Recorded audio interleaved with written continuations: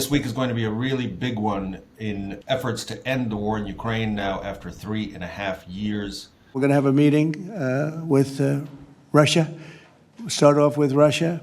President Trump and the Kremlin have both announced now that there's going to be a summit between the two leaders, Putin and Trump, to try to make some headway in ending this war. Trump, of course, has been promising since his campaign for the presidency the last time around to end this war quickly. He has not been able to achieve that, for the most part because of Putin's refusal to abide by or accept any kind of ceasefire, even a limited ceasefire in Ukraine. My reporting in the last few weeks has focused on one of the ways that Russia used to prepare the ground for this summit. I was able to learn about a confidential Backchannel that existed throughout this year between the Kremlin and the White House. And it went through the country of Belarus, Russia's closest ally in the world. Specifically, the dictator of that country, Alexander Lukashenko, was serving as a messenger, a mediator between Washington and Moscow. He was doing a couple of things. One is he was buying time for Putin to continue fighting the war, continue making advances on the front line, and holding Trump off from imposing economic pain on Moscow in response. Because Lukashenko, the dictator of Belarus, was telling the Americans through his contacts with them, don't worry, Putin wants peace. Don't pay attention to all of these vicious bombings of civilians in cities across Ukraine. Really, Putin wants peace. He wants to negotiate. You Americans just have to be nice to Putin, and so on.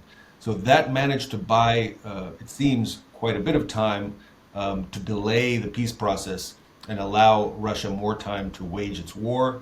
But eventually things came to a head. Trump stopped believing in the promises coming from Lukashenko and Putin that Russia was interested in a peace process. All of a sudden, missiles are flying into Kiev. You know, this has happened on too many occasions, and I don't like it.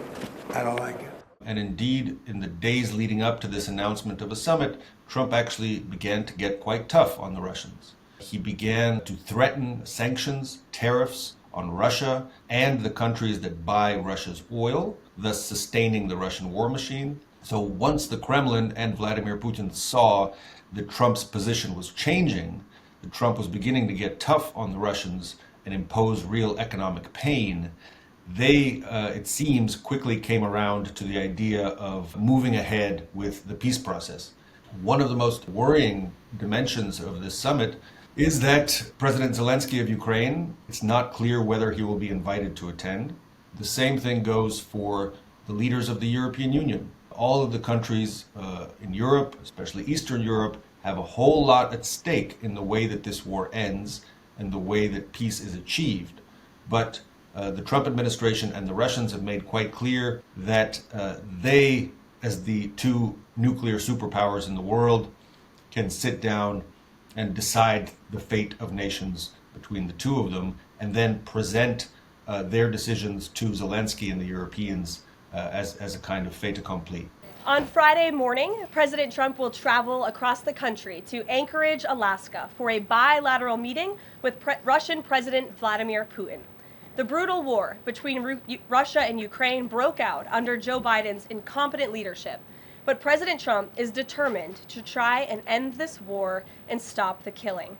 Early on Wednesday, just a couple of days before the planned summit in Alaska between Putin and Trump, President Zelensky arrived in Berlin to huddle with European leaders. They were due to hold a virtual call with Trump, which will give Zelensky at least some chance to make his case to the US president before the summit with Putin begins. Я хочу тобі подякувати за лідерство в цьому напрямку, Фрідріхе. Саме це формат перемовин. Все, що стосується України, має обговорюватись виключно з Україною. Ми маємо готувати тристоронній формат розмови. Має бути припинення вогню, номер 1. Мають бути гарантії безпеки дійсно надійні. Сьогодні, до речі, президент Трамп сказав про підтримку цього і про готовність Америки брати участь. Putin and Trump announced that a summit would take place. They announced Alaska as the setting, which couldn't be better for the Russians. For one thing, Vladimir Putin remains an indicted war criminal in the International Criminal Court in The Hague, so he has quite a lot of trouble traveling freely ever since that indictment came down in 2023. So the fact that the United States is now welcoming Putin onto American soil for this summit, is quite a recognition that Putin's isolation is easing. Also, the choice of Alaska as the venue for this summit has been quite a gift to Russian propaganda, because they have been saying repeatedly in announcing this that Alaska used to belong to the Russian Empire.